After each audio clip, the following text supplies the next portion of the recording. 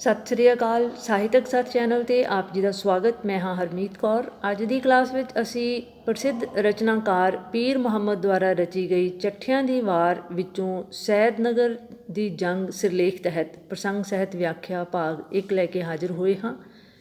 Channel 'ਤੇ ਨਵੇਂ ਜੁੜੇ ਵਿਦਿਆਰਥੀਆਂ ਨੂੰ ਗੁਜ਼ਾਰਿਸ਼ ਹੈ ਕਿ ਇਸ ਤੋਂ ਪਹਿਲਾਂ ਕਿ ਅੱਜ ਦੀ ਚਰਚਾ ਸ਼ੁਰੂ ਕੀਤੀ ਜਾਵੇ, ਚੈਨਲ ਨੂੰ ਸਬਸਕ੍ਰਾਈਬ ਕਰਨ ਦੇ ਨਾਲ ਨਾਲ ਬੈਲ ਦਾ ਬਟਨ ਵੀ ਦਬਾ ਲਵੋ ਤਾਂ ਜੋ ਆਉਣ ਵਾਲੀਆਂ ਵੀਡੀਓਜ਼ ਤੁਹਾਡੇ ਤੱਕ ਸਮੇਂ ਸਿਰ ਪੁੱਜਦੀਆਂ ਰਹਿਣ, ਅਤੇ ਨਾਲ ਹੀ ਸਾਹਿਤਕ ਸੱਥ ਚੈਨਲ ਨੂੰ ਆਪਣੇ ਹੋਰ ਵਿਦਿਆਰਥੀ ਸਾਥੀਆਂ ਦੇ ਨਾਲ ਸਾਂਝਾ ਕਰ ਲਵੋ ਤਾਂ ਜੋ ਵੱਧ ਤੋਂ ਵੱਧ ਵਿਦਿਆਰਥੀ ਸਾਹਿਤਕ ਸੱਥ ਚੈਨਲ ਦੇ ਨਾਲ ਜੁੜ ਕੇ ਆਪਣੀ ਪੜ੍ਹਾਈ ਸਮੇਂ ਸਿਰ ਅਤੇ ਸੁਚਾਰੂ ਢੰਗ ਦੇ ਨਾਲ ਜਾਰੀ ਰੱਖ ਸਕਣ। ਸੋ ਆਓ ਜੁੜਦੇ ਹਾਂ ਅੱਜ ਦੀ ਕਲਾਸ ਦੇ ਨਾਲ।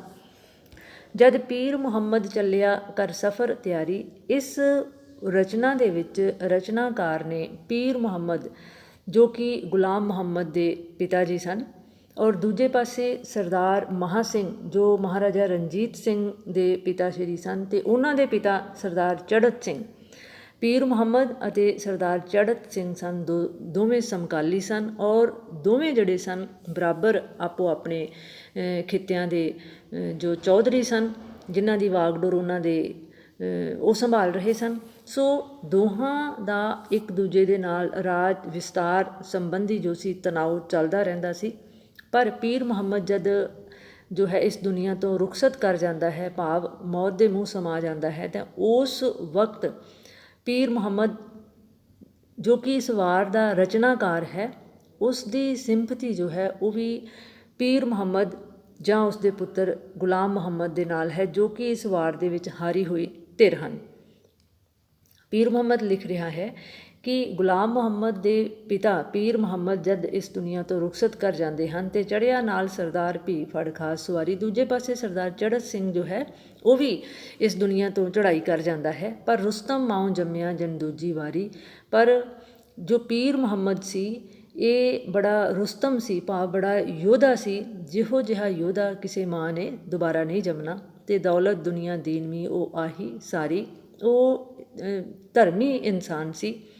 ਦੁਨੀਆ ਦੇ ਵਿੱਚ ਉਸਦੇ ਕੋਲ ਦੌਲਤ ਦੀ ਵੀ ਬਹੁਤਾਤ ਸੀ, ਕਿਸੇ ਤਰ੍ਹਾਂ ਦੀ ਕੋਈ ਕਮੀ ਨਹੀਂ ਸੀ। ਦੂਜੇ ਪਾਸੇ ਉਹ ਦੀਨ ਦੇ ਵਿੱਚ ਵੀ, ਧਰਮ ਈਮਾਨ ਦੇ ਵਿੱਚ ਵੀ ਪੱਕਾ ਸੀ।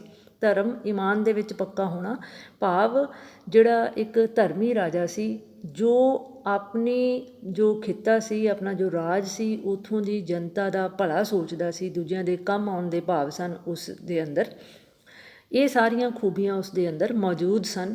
ਪਰ ਦੁਨੀਆ ਨਾਲ ਨਾ ਵੰਝਣਾ ਦੀਨ ਆਵੇ ਕਾਰੀ। ਪਰ ਆਖਿਰ ਜੋ ਧਨ ਦੌਲਤ ਹੈ, ਜੋ ਦੁਨੀਆ ਦੀਆਂ ਉਪਲਬਧੀਆਂ ਹਨ, ਪ੍ਰਾਪਤੀਆਂ ਹਨ, ਉਹਨਾਂ ਨੇ ਆਖਿਰ ਮਨੁੱਖ ਦੇ ਨਾਲ ਨਹੀਂ ਜਾਣਾ ਹੁੰਦਾ, ਦੀਨ ਆਵੇ ਕਾਰੀ। ਉਸ ਦੁਆਰਾ ਕੀਤੇ ਗਏ ਚੰਗੇ ਧਰਮ ਕਰਮ ਦੇ ਜਿਹੜੇ ਕੰਮ ਹਨ, ਉਹਨਾਂ ਨੇ ਹੀ ਅੰਤ ਵਿੱਚ ਸਹਾਈ ਹੋਣਾ ਹੁੰਦਾ ਹੈ, ਅਤੇ ਦੁਨੀਆ ਅਕਸਰ ਛੱਡਣੀ ਪਰ ਨਾਲ ਖੁਆਰੀ। ਹਾਲਾਂਕਿ ਹਰ ਮਨੁੱਖ ਨੂੰ ਪਤਾ ਹੈ ਕਿ ਇਹ ਦੁਨੀਆ ਨਾਸ਼ਵਾਨ ਹੈ, ਔਰ ਇਸ ਦੁਨੀਆ ਦੇ ਵਿੱਚ ਮੌਜੂਦ ਕੋਈ ਵੀ ਜੋ ਹਸਤੀ ਹੈ ਉਹ ਨਾਸ਼ਵਾਨ ਹੀ ਹੈ, ਕੋਈ ਅਮਰਤਾ ਉਸ ਨੂੰ ਪ੍ਰਾਪਤ ਨਹੀਂ ਹੋ ਜਾਣੀ। ਪਰ ਫਿਰ ਵੀ ਇਨਸਾਨ ਜੋ ਹੈ ਦੁਨੀਆ ਦੀਆਂ ਖੱਜਲ ਖੁਆਰੀਆਂ ਦੇ ਵਿੱਚ ਉਲਝਿਆ ਰਹਿੰਦਾ ਹੈ। ਦੁਨੀਆ ਯਾਰ ਨਾ ਕਿਸੇ ਦੀ ਨਾ ਰੱਖਦੀ ਯਾਰੀ। ਹਾਲਾਂਕਿ ਮਨੁੱਖ ਨੂੰ ਇਹ ਪਤਾ ਹੁੰਦਾ ਹੈ ਕਿ ਜਿਸ ਦੁਨੀਆ ਦੇ ਲਈ, ਜਿਸ ਘਰ ਪਰਿਵਾਰ ਦੇ ਲਈ ਉਹ ਇੰਨੀਆਂ ਦੌਲਤਾਂ ਇਕੱਠੀਆਂ ਕਰ ਰਿਹਾ ਹੈ, ਜਿਸ ਦੁਨੀਆ 'ਤੇ ਕਾਬਜ਼ ਹੋਣ ਦੀਆਂ ਇੰਨੀਆਂ ਲੰਮੀਆਂ ਚੌੜੀਆਂ ਵਿਉਂਤਾਂ ਬਣਾ ਰਿਹਾ ਹੈ, ਉਹਨੇ ਅੰਤ ਵੇਲੇ ਉਸ ਦੇ ਸਹਾਈ ਨਹੀਂ ਹੋਣਾ, ਨਾਲ ਨਹੀਂ ਨਿਭਣਾ, ਕਿਉਂਕਿ ਦੁਨੀਆ ਕਿਸੇ ਦੀ ਮਿੱਤ ਨਹੀਂ ਹੁੰਦੀ। ਹੀਲਾ ਕਰੀਏ ਤਦ ਜਾਂ ਪਰ ਜਾਏ ਕੀਤਾ। ਫਿਰ ਕਵੀ ਕਹਿ ਰਿਹਾ ਹੈ ਕਿ ਮਨੁੱਖ ਨੂੰ ਉਹੀ ਕੰਮ ਕਰਨ ਦਾ ਯਤਨ ਕਰਨਾ ਚਾਹੀਦਾ ਹੈ ਜਿਸ ਨੂੰ ਸਿਰੇ ਚਾੜ੍ਹਿਆ ਜਾ ਸਕਦਾ ਹੋਵੇ, ਭਾਵ ਵਕਤ ਰਹਿੰਦਿਆਂ ਮਨੁੱਖ ਨੂੰ ਭਵਿੱਖ ਮੁਖੀ ਹੋਣਾ ਚਾਹੀਦਾ ਹੈ, ਭਵਿੱਖਦਰਸ਼ੀ ਹੋਣਾ ਚਾਹੀਦਾ ਹੈ। ਆਉਣ ਵਾਲੇ ਭਵਿੱਖ ਦੇ ਵਿੱਚ ਜੋ ਉਸਨੇ ਬਣਨਾ ਹੈ, ਉਸਦਾ ਟੀਚਾ, ਉਸਦਾ ਉਦੇਸ਼ ਜੋ ਹੈ ਉਹ ਮਿੱਥ ਕੇ ਉਸ ਦੇ ਲਈ ਉਸਨੂੰ ਜੋ ਹੈ ਚਾਰਾਜੋਈ ਕਰਨੀ ਚਾਹੀਦੀ ਹੈ। ਹੀਲਾ ਕਰੀਏ ਤਦ ਜਾਂ ਪਰ ਜਾਏ ਕੀਤਾ। ਉਹੀ ਕੰਮ ਕਰਨਾ ਚਾਹੀਦਾ ਹੈ ਜਿਸ ਨੂੰ ਸਿਰੇ ਚੜ੍ਹਾਉਣ ਦੀ ਸਮਰੱਥਾ ਵੀ ਉਸ ਦੇ ਵਿੱਚ ਹੋਵੇ। ਮਤ ਪਾੜ ਅਵੱਲਾ ਪਾੜੀਏ ਨਾ ਜਾਏ ਸੀਤਾ। ਕੋਈ ਅਜਿਹਾ ਕੰਮ ਨਹੀਂ ਸ਼ੁਰੂ ਕਰ ਲੈਣਾ ਚਾਹੀਦਾ ਜਿਸ ਨੂੰ ਸਿਰੇ ਨਾ ਚਾੜ੍ਹਿਆ ਜਾ ਸਕਦਾ ਹੋਵੇ, ਭਾਵ ਕੋਈ ਅਜਿਹਾ ਕੱਪੜਾ ਜਿਵੇਂ ਪਾੜ ਲਈਏ ਜਿਸ ਨੂੰ ਸੀਵਿਆ ਹੀ ਨਾ ਜਾ ਸਕਦਾ ਹੋਵੇ, ਭਾਵ ਕੱਪੜਾ ਫਾੜ ਲਿਆ ਜਾਵੇ ਥਾਨ ਅਤੇ ਸਿਉਣ ਦੀ ਅਕਲ ਨਾ ਹੋਵੇ ਤਾਂ ਉਹ ਥਾਨ ਵੀ ਅਜਾਈਂ ਵੇਸਟ ਚਲਾ ਜਾਂਦਾ ਹੈ। ਠੀਕ ਇਸੇ ਤਰ੍ਹਾਂ ਮਨੁੱਖ ਕੰਮ ਸ਼ੁਰੂ ਕਰ ਲਵੇ, ਉਸ ਦੇ ਹੱਥ ਦੇ ਵਿੱਚ ਵਾਗਡੋਰ ਆਵੇ, ਪਰ ਜੇਕਰ ਉਸ ਦੇ ਵਿੱਚ ਕੰਮ ਨੂੰ ਸੰਭਾਲਣ ਦੀ ਜਾਂ ਕੰਮ ਨੂੰ ਚਲਾ ਸਕਣ ਦੀ ਸਮਰੱਥਾ ਹੀ ਨਾ ਹੋਵੇ, ਕਾਬਲੀਅਤ ਹੀ ਨਾ ਹੋਵੇ, ਤਾਂ ਉਹ ਜੋ ਹੈ ਆਪਣਾ ਕੰਮ ਸਗੋਂ ਹੋਰ ਵੀ ਵਿਗਾੜ ਲੈਂਦਾ ਹੈ। ਕਿਉਂ ਆਕਲ ਕੰਮ ਵਿਗਾੜਦਾ ਹੋ ਚੁੱਪ ਚਪੀਤਾ। ਫਿਰ ਉਹ ਕਹਿ ਰਹੇ ਨੇ ਕਿ ਜਿਹੜਾ ਸਮਝਦਾਰ ਸਿਆਣਾ ਸੂਝਵਾਨ ਇਨਸਾਨ ਹੈ, ਉਹ ਭਵਿੱਖ ਬਾਰੇ ਸੋਚਦਾ ਹੋਇਆ ਪਹਿਲਾਂ ਹੀ ਵਿਉਂਤਬੰਦੀ ਕਰ ਲੈਂਦਾ ਹੈ, ਚੁੱਪ ਕਰਕੇ ਨਹੀਂ ਬਹਿੰਦਾ। ਉਹ ਭਵਿੱਖਦਰਸ਼ੀ ਸੋਚ ਦੇ ਨਾਲ ਕੁਝ ਨਵੀਆਂ ਸਕੀਮਾਂ, ਕੁਝ ਨਵੀਆਂ ਵਿਉਂਤਾਂ ਘੜਦਾ ਹੈ, ਵਿਚਾਰ ਕਰਦਾ ਹੈ, ਚਿੰਤਨ ਕਰਦਾ ਹੈ, ਮਨਨ ਕਰਦਾ ਹੈ ਔਰ ਆਪਣੀ ਉਸ ਟੀਚੇ ਨੂੰ ਹਾਸਲ ਕਰਨ ਦੇ ਲਈ ਇੱਕ ਤਰ੍ਹਾਂ ਦੇ ਨਾਲ ਪ੍ਰਤੀਬੱਧ ਹੁੰਦਾ ਹੈ। ਅਤੇ ਮਤ ਇਹ ਦੌੜੇ ਜੰਗ ਲੈ ਹਥਿਆਰ ਚੁਪੀਤਾ। ਇੱਥੇ ਕਵੀ ਇਹ ਦੱਸਣਾ ਚਾਹ ਰਿਹਾ ਹੈ ਕਿ ਜਦੋਂ ਪੀਰ ਮੁਹੰਮਦ ਦੀ ਮੌਤ ਤੋਂ ਬਾਅਦ ਉਸ ਦਾ ਪੁੱਤਰ ਗੁਲਾਮ ਮੁਹੰਮਦ ਗੱਦੀ 'ਤੇ ਬੈਠਦਾ ਹੈ, ਤਾਂ ਦੂਜੇ ਪਾਸੇ ਚੜ੍ਹਤ ਸਿੰਘ ਦਾ ਪੁੱਤਰ ਮਹਾਂ ਸਿੰਘ ਜੋ ਹੈ ਉਹ ਮਨ ਹੀ ਮਨ ਸੋਚ ਰਿਹਾ ਹੈ ਕਿ ਗੁਲਾਮ ਮੁਹੰਮਦ ਜੋ ਹੈ ਹੁਣ ਗੱਦੀ 'ਤੇ ਬੈਠਾ ਹੈ, ਤਾਂ ਉਹ ਆਪਣੇ ਰਾਜ ਵਿਸਤਾਰ ਦੇ ਲਈ ਕੋਈ ਨਾ ਕੋਈ ਜੋ ਹੈ ਸਕੀਮ ਜ਼ਰੂਰ ਬਣਾਏਗਾ, ਕਿਉਂਕਿ ਉਹ ਵੀ ਕਾਬਲ ਇਨਸਾਨ ਹੈ। ਅਤੇ ਇਸ ਤੋਂ ਪਹਿਲਾਂ ਕਿ ਉਹ ਮੇਰੇ ਉੱਤੇ ਹਮਲਾ ਕਰ ਦੇਵੇ, ਮੈਨੂੰ ਕੁਝ ਨਾ ਕੁਝ ਉਪਰਾਲਾ ਕਰਨਾ ਚਾਹੀਦਾ ਹੈ। ਕਿਤੇ ਇਸ ਤਰ੍ਹਾਂ ਨਾ ਹੋਵੇ ਕਿ ਉਹ ਅਚਾਨਕ ਮੇਰੇ ਉੱਤੇ ਹਮਲਾ ਬੋਲ ਦੇਵੇ ਚੁੱਪ ਚਪੀਤਾ ਔਰ ਮੈਂ ਆਪਣੇ ਹੱਥੋਂ ਆਪਣਾ ਦੇਸ਼ ਖੁਹਾ ਬੈਠਾਂ।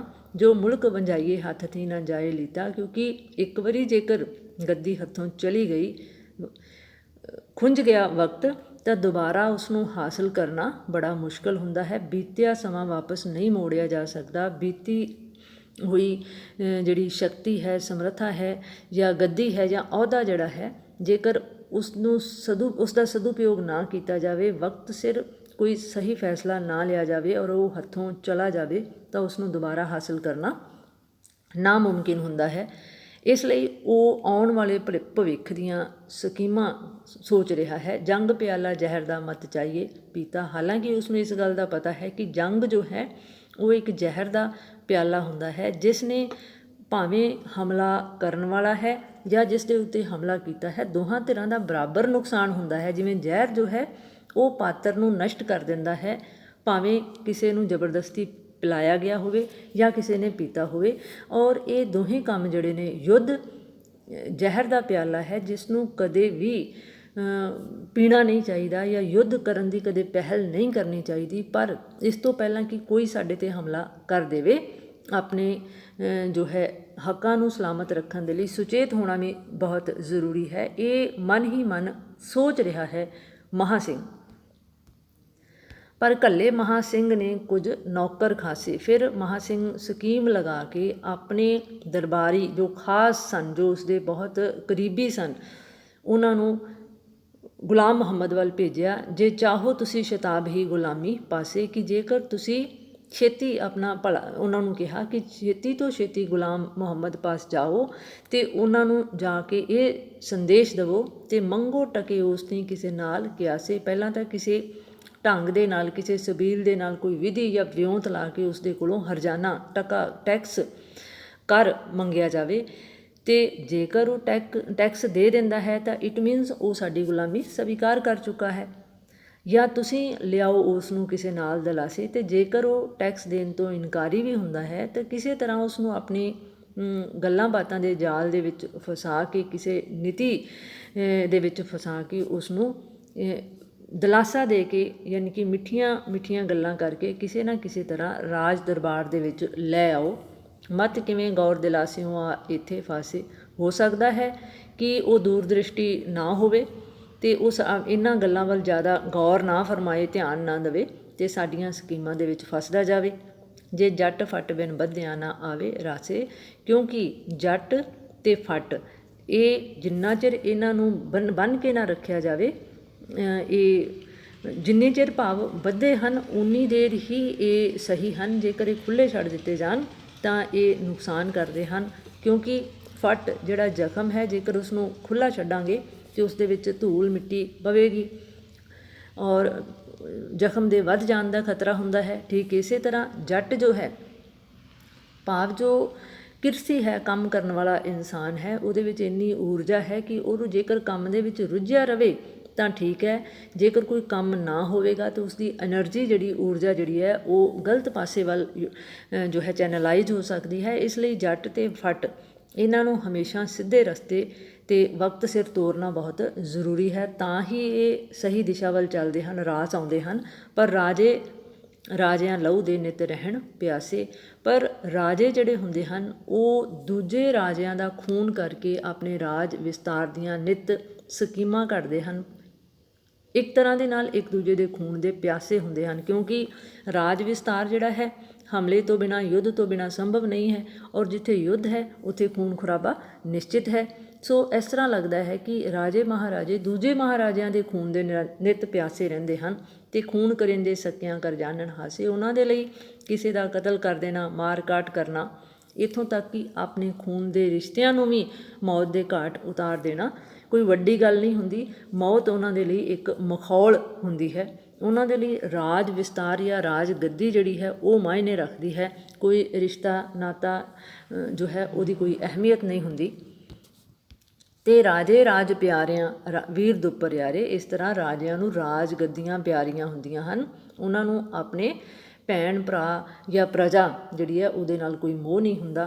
ਅਤੇ ਪੀਂਦੇ ਰਾਤੋਂ ਜਾਨੀਆਂ ਹੋ ਕੂਰੇ ਕਾਰੇ, ਉਹ ਯੁੱਧਾਂ ਦੇ ਵਿੱਚ ਆਪਣੇ ਹੀ ਜਾਨੀਆਂ ਦਾ, ਆਪਣੇ ਹੀ ਰਿਸ਼ਤੇਦਾਰਾਂ ਦਾ, ਆਪਣੇ ਹੀ ਵੰਸ਼ਦਾਂ ਦਾ ਖੂਨ ਪੀਣ ਤੋਂ ਜੋ ਹੈ ਗੁਰੇਜ਼ ਨਹੀਂ ਕਰਦੇ।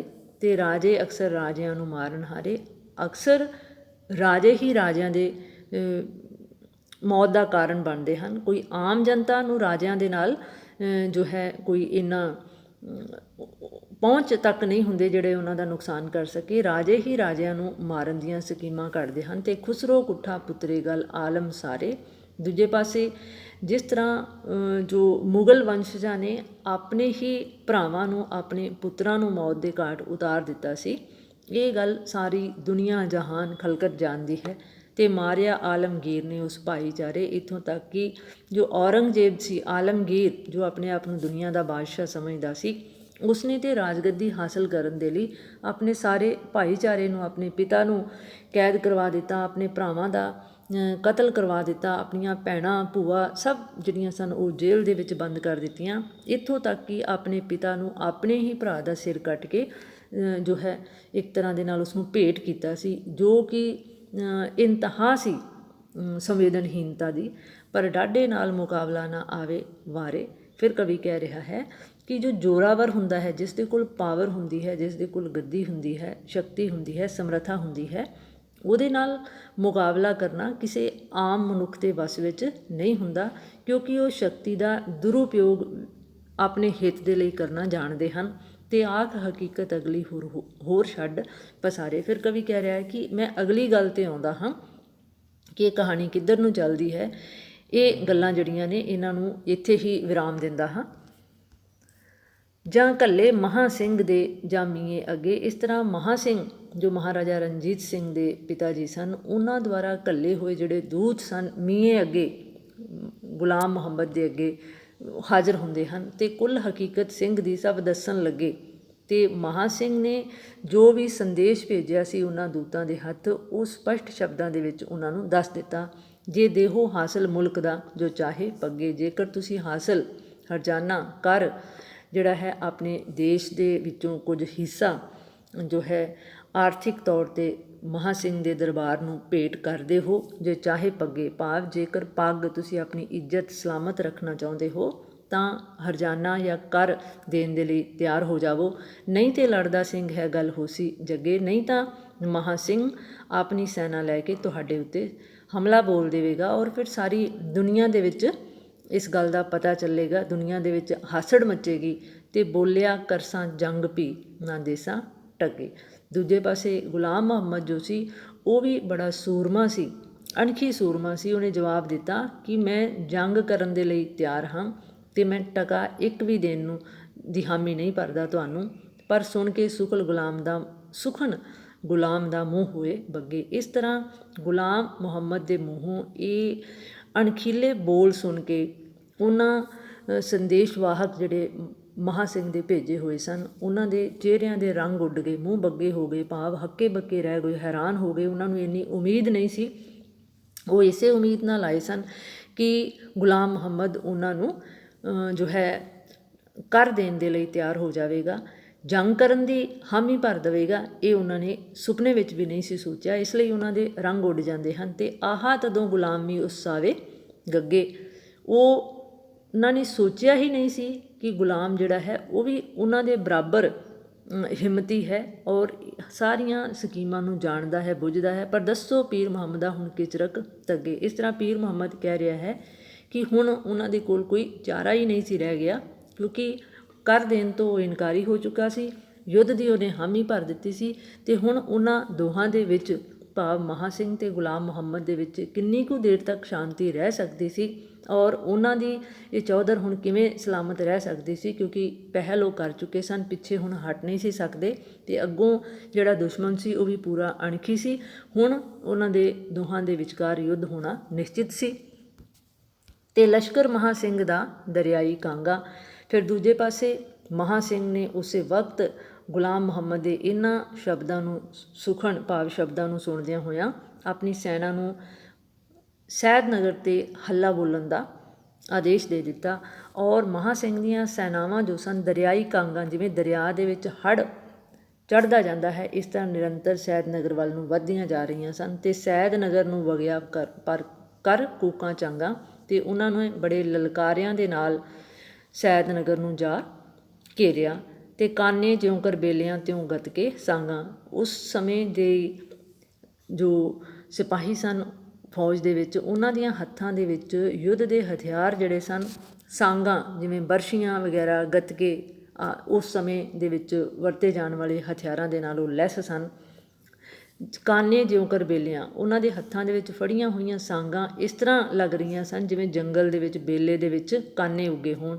ਅਤੇ ਕਈਆਂ ਹੋਰ ਕੁਹਾੜੀਆਂ, ਹੱਥ ਸੋਟੇ, ਡਾਂਗਾਂ। ਅਤੇ ਇਸ ਦੇ ਨਾਲ ਹੋਰ ਉਸ ਸਮੇਂ ਦੇ ਜੋ ਕਈਆਂ ਕੁਹਾੜੀਆਂ, ਡਾਂਗਾਂ, ਸੋਟੇ ਆਦਿ ਦੇ ਨਾਲ ਹੀ ਯੁੱਧ ਲੜੇ ਜਾਂਦੇ ਸਨ, ਉਹ ਸਾਰੇ ਹਥਿਆਰਾਂ ਦੇ ਨਾਲ ਉਹ ਲੈਸ ਸਨ।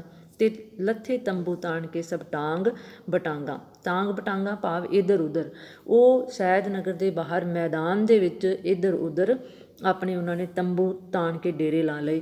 ਬਾਹਰ ਗੁਰੂ ਚਿਤਾਰ ਦੇ ਅਤੇ ਅੰਦਰ ਬਾਂਗਾ। ਬਾਹਰ ਕਿਉਂਕਿ ਮਹਾਂ ਸਿੰਘ ਦੀ ਸੈਨਾ ਸੀ, ਸੋ ਉਹ ਜੈਕਾਰੇ ਬੋਲ ਰਹੇ ਸਨ।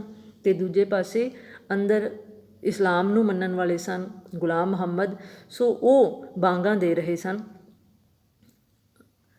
ਪਰ ਖੂਨ ਨਾ ਕਰੀਏ ਕਿਸੇ ਦਾ ਭੱਠ ਦਰਮਾ ਤਾਂਗਾ। ਇੱਥੇ ਹੁਣ ਲੇਖਕ ਨੇ ਬੜੀ ਵੱਡਾ ਇੱਕ ਕਮੈਂਟ ਕੀਤਾ ਹੈ ਕਿ ਇੱਕ ਪਾਸੇ ਗੁਰੂ ਨੂੰ ਮੰਨਣ ਵਾਲੇ ਹਨ, ਦੂਸਰੇ ਪਾਸੇ ਖੁਦਾ ਨੂੰ ਮੰਨਣ ਵਾਲੇ ਹਨ। ਇੱਕ ਪਾਸੇ ਸਿੱਖ ਹਨ, ਦੂਜੇ ਪਾਸੇ ਮੁਸਲਮਾਨ ਹਨ। ਭਾਵ ਦੋਵੇਂ ਹੀ ਆਪੋ ਆਪਣੇ ਧਰਮ ਦੇ ਪੱਕੇ ਹਨ, ਪਾਬੰਦ ਹਨ। ਪਰ ਦੋਹੇ ਕਰ ਕੀ ਰਹੇ ਹਨ, ਕਿਉਂਕਿ ਕੋਈ ਵੀ ਧਰਮ ਮਨੁੱਖ ਨੂੰ ਮਾਰਨ ਦਾ ਸੰਦੇਸ਼ ਨਹੀਂ ਦਿੰਦਾ। ਕੋਈ ਵੀ ਧਰਮ ਜਿਹੜਾ ਹੈ ਮਨੁੱਖ ਨੂੰ ਲੜਾਈ ਝਗੜੇ, ਮਾਰ ਕਾਟ, ਖੂਨ ਖਰਾਬੇ ਦੀ ਨਸੀਹਤ ਨਹੀਂ ਦਿੰਦਾ। ਪਰ ਧਰਮੀ ਹੋਣ ਦਾ ਇਹ ਲੋਕ ਆਡੰਬਰ ਰਚ ਰਹੇ ਸਨ। ਵਾਸਤਵ ਦੇ ਵਿੱਚ ਉਹ ਧਰਮ 'ਤੇ ਚੱਲ ਨਹੀਂ ਸਨ ਰਹੇ। ਭਾਵ ਧਰਮੀ ਹੋਣ ਦੇ ਬਾਵਜੂਦ ਵੀ ਧਰਮ ਨਾਲ ਉਹਨਾਂ ਦਾ, ਧਰਮ ਦੀਆਂ ਸਿੱਖਿਆਵਾਂ 'ਤੇ ਚੱਲਣ ਦਾ ਉਹ ਜਿਹੜਾ ਸੀ, ਜਾਂ ਸਿੱਖਿਆਵਾਂ 'ਤੇ ਅਮਲ ਨਹੀਂ ਸਨ ਕਰ ਰਹੇ। ਧਰਮ ਜਿਹੜਾ ਹੈ ਉਹ ਮਾਰ ਕਾਟ ਨਹੀਂ ਸਿਖਾਉਂਦਾ, ਧਰਮ ਆਪਸੀ ਪ੍ਰੇਮ ਭਾਈਚਾਰਾ ਸਿਖਾਉਂਦਾ ਹੈ। ਪਰ ਇਹ ਆਪਸੀ ਪ੍ਰੇਮ ਭਾਈਚਾਰੇ ਨੂੰ ਭੁੱਲ ਕੇ ਮਾਰ ਕਾਟ 'ਤੇ ਉਤਰ ਆਏ ਸਨ। ਕਿਉਂ? ਕਿਉਂਕਿ ਉਹ ਰਾਜੇ ਸਨ ਔਰ ਰਾਜਿਆਂ ਨੂੰ ਰਾਜ ਵਿਸਤਾਰ ਜਿਹੜਾ ਹੈ ਉਹ ਜ਼ਿਆਦਾ ਪਿਆਰਾ ਹੁੰਦਾ ਹੈ। ਪਰ ਖੂਨ ਨਾ ਕਰੀਏ ਕਿਸੇ ਦਾ ਭੱਠ ਦਰਮਾ ਡਾਂਗਾ। ਕਵੀ ਕਹਿ ਰਿਹਾ ਹੈ ਕਿ ਸਿਰਫ ਜੋ ਹੈ ਦੌਲਤ ਬਦਲੇ, ਆਪਣੇ ਰਾਜ ਵਿਸਤਾਰ ਬਦਲੇ ਜੋ ਹੈ ਦੂਜਿਆਂ ਦਾ ਖੂਨ ਕਰ ਦੇਣਾ, ਮੌਤ ਦੇ ਘਾਟ ਦੂਜਿਆਂ ਨੂੰ ਉਤਾਰ ਦੇਣਾ, ਅਜਿਹੀ ਦੌਲਤ ਜਿਹੜੀ ਹੈ ਉਹ ਭੱਠ ਵਿੱਚ ਪਵੇ, ਭਾਵ ਭੱਠੀ ਵਿੱਚ ਪੈ ਜਾਵੇ, ਸੜ ਜਾਵੇ, ਸੁਆਹ ਹੋ ਜਾਵੇ। ਅਜਿਹੀ ਦੌਲਤ ਦੀ ਕੀ ਜ਼ਰੂਰਤ ਹੈ ਜੋ ਦੂਜਿਆਂ ਦੇ ਖੂਨ ਦੇ ਨਾਲ, ਦੂਜਿਆਂ ਦੀ ਹੱਤਿਆ ਕਰਕੇ, ਦੂਜਿਆਂ ਦੀ ਮਾਰ ਕਾਟ ਦੇ ਨਾਲ ਹਾਸਲ ਹੁੰਦੀ ਹੈ। ਅਜਿਹੀ ਦੌਲਤ ਤੋਂ ਗੁਰੇਜ਼ ਕਰਨਾ ਚਾਹੀਦਾ ਹੈ। ਅਤੇ ਲੱਗੀ ਸੱਟ ਨਗਾਰਿਆਂ ਪਏ ਮਾਰੂ ਵੱਜਣ। ਦੂਜੇ ਪਾਸੇ ਮੈਦਾਨੇ ਜੰਗ ਦੇ ਵਿੱਚ ਜਦੋਂ ਯੁੱਧ ਦਾ ਬਿਗੁਲ ਵੱਜਿਆ ਹੈ, ਨਗਾਰੇ 'ਤੇ ਡਗਾ ਵਜਾਇਆ ਹੈ, ਚੋਟ ਪਈ ਹੈ, ਤਾਂ ਦੋਹਾਂ ਧਿਰਾਂ ਦੀਆਂ ਸੈਨਾਵਾਂ ਯੁੱਧ ਕਰਨ ਦੇ ਲਈ ਤਿਆਰ ਹੋ ਗਈਆਂ ਹਨ। ਅਤੇ ਤੋਪਾਂ ਹੋਰ ਤਮੂਰਚੇ ਜਿਉਂ ਬੱਦਲ ਗਰਜਨ। ਮੈਦਾਨੇ ਜੰਗ ਦੇ ਵਿੱਚ ਤੋਪਾਂ ਅਤੇ ਹੋਰ ਛੋਟੇ ਮੋਟੇ ਜਿਹੜੇ ਜੰਗੀ ਹਥਿਆਰ ਹਨ ਉਹ ਇਸ ਤਰ੍ਹਾਂ ਭਿਆਨਕ ਆਵਾਜ਼ਾਂ ਕੱਢ ਰਹੇ ਹਨ ਜਿਵੇਂ ਅਸਮਾਨ ਦੇ ਵਿੱਚ ਬੱਦਲ ਗੱਜਦਾ ਹੈ। ਅਤੇ ਘੋੜੇ ਕਰਨ ਸ਼ਤਾਬੀਆਂ ਉੱਠ ਕਟਕੋਂ ਭੱਜਣ, ਅਤੇ ਘੋੜੇ ਵੀ ਜਿਹੜੇ ਨੇ ਉਹ ਬੜੀਆਂ ਜੋ ਹੈ ਇੱਕ ਤਰ੍ਹਾਂ ਦੇ ਨਾਲ ਸ਼ਤਾਬੀਆਂ ਖਰਮਸਤੀਆਂ ਕਰਕੇ ਮੈਦਾਨੇ ਜੰਗ ਦੇ ਵਿੱਚ ਦੁਸ਼ਮਣ ਦੇ ਆਹੋ ਲਾਉਣ ਦੇ ਲਈ ਤਿਆਰ ਹਨ। ਉਹ ਕਟਕੋਂ ਭੱਜਣ ਯਾਨੀ ਕਿ ਬੜੀ ਤੇਜ਼ ਗਤੀ ਦੇ ਨਾਲ ਮੈਦਾਨੇ ਜੰਗ ਵਿੱਚ ਭੱਜਦਿਆਂ ਹੋਇਆਂ ਦੁਸ਼ਮਣ 'ਤੇ ਹਮਲਾ ਬੋਲਣ ਦੇ ਲਈ ਤਿਆਰ ਖੜ੍ਹੇ ਹਨ। ਅਤੇ ਤੇਗਾਂ ਬਹੁਤ ਪਿਆਸੀਆਂ ਨਾ ਰਤੋਂ ਰੱਜਣ, ਸੈਨਿਕਾਂ ਦੇ ਹੱਥਾਂ ਵਿੱਚ ਫੜੀਆਂ ਹੋਈਆਂ ਤੇਗਾਂ ਕਿਰਪਾਨਾਂ ਜਿਹੜੀਆਂ ਨੇ ਲੱਗਦਾ ਹੈ ਉਹ ਖੂਨ ਦੀਆਂ ਪਿਆਸੀਆਂ ਹਨ, ਅਤੇ ਦੁਸ਼ਮਣ ਦੇ ਆਹੂ ਲਾਉਂਦੀਆਂ ਹੋਈਆਂ ਦੁਸ਼ਮਣ ਦੇ ਖੂਨ ਦੇ ਨਾਲ ਨਹਾਉਣ ਦੇ ਲਈ ਤਿਆਰ ਖੜ੍ਹੀਆਂ ਹਨ। ਅਤੇ ਸੁਲ੍ਹਾ ਕਰਿੰਦੇ ਮੌਤ ਦੀ ਨਾ ਮਿਲਦੇ ਸੱਜਣ। ਇਸ ਤਰ੍ਹਾਂ ਮੈਦਾਨੇ ਜੰਗ ਦੇ ਵਿੱਚ ਦੋਹੇਂ ਸੈਨਾਵਾਂ ਆਮੋ ਸਾਹਮਣੇ ਖੜ੍ਹੀਆਂ ਇੱਕ ਦੂਜੇ ਨੂੰ ਮੌਤ ਦੇ ਘਾਟ ਉਤਾਰਨ ਲਈ ਤਿਆਰ ਹਨ। ਉਹਨਾਂ ਦਾ ਮੇਲ ਜਿਹੜਾ ਹੈ ਮੌਤ ਦੇ ਲਈ ਹੋ ਰਿਹਾ ਹੈ ਨਾ ਮਿਲਦੇ ਸੱਜਣ। ਜਿਸ ਤਰ੍ਹਾਂ ਦੋ ਧਿਰਾਂ ਆਪਸ ਦੇ ਵਿੱਚ ਮਿਲਾਪ ਦੇ ਲਈ ਆਮੋ ਸਾਹਮਣੇ ਖੜ੍ਹੀਆਂ ਹੁੰਦੀਆਂ ਹਨ, ਪਰ ਇਹਨਾਂ ਦੇ ਵਿੱਚ ਆਮੋ ਸਾਹਮਣੇ ਖੜ੍ਹੇ ਹੋਣ ਦੇ ਬਾਵਜੂਦ ਕੋਈ ਮਿਲਣ ਦੀ ਚਾਹਤ ਨਹੀਂ ਹੈ, ਕੋਈ ਖੁਸ਼ੀ ਨਹੀਂ ਹੈ। ਉਹ ਇੱਕ ਦੂਜੇ ਨੂੰ ਮੌਤ ਦੇ ਘਾਟ ਉਤਾਰ ਕੇ ਇੱਕ ਦੂਜੇ ਦੇ ਉੱਤੇ ਕਾਬਜ਼ ਹੋਣ ਦੇ ਲਈ ਤਿਆਰ ਖੜ੍ਹੇ ਹਨ। ਪਰ ਦੁਸ਼ਮਣ ਵੇਖ ਕੇ ਨਾ ਪਰਦਾ ਗੱਜਣ, ਕਿਉਂਕਿ ਇਹ ਤਾਂ ਹੈ ਨਹੀਂ ਹੈ ਕਿ ਉਹ ਇੱਕ ਦੂਜੇ ਦੇ ਸੱਜਣ ਹਨ, ਕੋਈ ਲੁਕੋਅ ਹੈ ਉਹਨਾਂ ਦੇ ਵਿੱਚ, ਕਿਉਂਕਿ ਦੋਵੇਂ ਧਿਰਾਂ ਦੇ ਇੱਕ ਦੂਜੇ ਦੀਆਂ ਦੁਸ਼ਮਣ ਹਨ। ਅਤੇ ਦੁਸ਼ਮਣ ਦੇ ਆਹੂ ਲਾਉਣ ਦੇ ਲਈ ਉਹ ਇੱਕ ਤਰ੍ਹਾਂ ਦੇ ਨਾਲ ਸਪਸ਼ਟ ਹਨ ਕਿ ਦੂਜੀ ਧਿਰ ਨੂੰ ਮਾਰ ਕੇ ਉਹਨਾਂ 'ਤੇ ਕਬਜ਼ਾ ਕਰਨ ਦੇ ਲਈ ਕੋਈ ਪਰਦਾ ਨਹੀਂ ਹੈ, ਕੋਈ ਓਹਲਾ ਨਹੀਂ ਹੈ। ਦੋਵੇਂ ਦੁਸ਼ਮਣ ਆਮੋ ਸਾਹਮਣੇ ਖੜ੍ਹੇ ਹਨ ਔਰ ਦੁਸ਼ਮਣ ਨੂੰ ਦੇਖ ਕੇ ਦੋਹਾਂ ਦੇ ਮਨਾਂ ਦੇ ਵਿੱਚ ਇੱਕੋ ਜਿਹੇ ਭਾਵ ਹਨ ਦੂਜਿਆਂ ਦੇ ਨੂੰ ਮੌਤ ਦੇ ਘਾਟ ਉਤਾਰ ਕੇ ਉਹਨਾਂ ਦੇ ਰਾਜ ਨੂੰ ਆਪਣੇ ਰਾਜ ਦੇ ਵਿੱਚ ਸ਼ਾਮਿਲ ਕਰਨ ਦਾ। ਸੋ ਉਮੀਦ ਹੈ ਕਿ ਵਿਦਿਆਰਥੀਆਂ ਦੇ ਲਈ ਅੱਜ ਇਹ ਭਾਗ ਪਹਿਲਾ ਜੋ ਸ਼ਾਇਦ ਨਗਰ ਦੀ ਜੰਗ ਤਹਿਤ ਇਸ ਦੀ ਵਿਆਖਿਆ ਕੀਤੀ ਗਈ ਹੈ ਕਾਫੀ ਲਾਹੇਵੰਦ ਸਾਬਿਤ ਹੋਵੇਗਾ। ਦੂਜਾ ਭਾਗ ਲੈ ਕੇ ਮੰਚਰ ਦੀ ਜੰਗ ਸਿਰਲੇਖ ਤਹਿਤ ਅਗਲੀ ਵੀਡੀਓ ਦੇ ਵਿੱਚ ਹਾਜ਼ਰ ਹੋਵਾਂਗੇ। ਤਦ ਤੱਕ ਲਈ ਇਜਾਜ਼ਤ। ਜੁੜੇ ਰਹਿਣਾ ਇਸ ਚੈਨਲ ਦੇ ਨਾਲ ਔਰ ਚੈਨਲ ਦੇ ਵਿਸਤਾਰ ਦੇ ਵਿੱਚ ਹਿੱਸਾ ਪਾਉਣ ਦੇ ਲਈ ਇਸ ਚੈਨਲ ਨੂੰ ਆਪਣੇ ਹੋਰ ਵਿਦਿਆਰਥੀ ਸਾਥੀਆਂ ਦੇ ਨਾਲ ਸਾਂਝਾ ਕਰਦੇ ਰਹਿਣਾ। ਧੰਨਵਾਦ।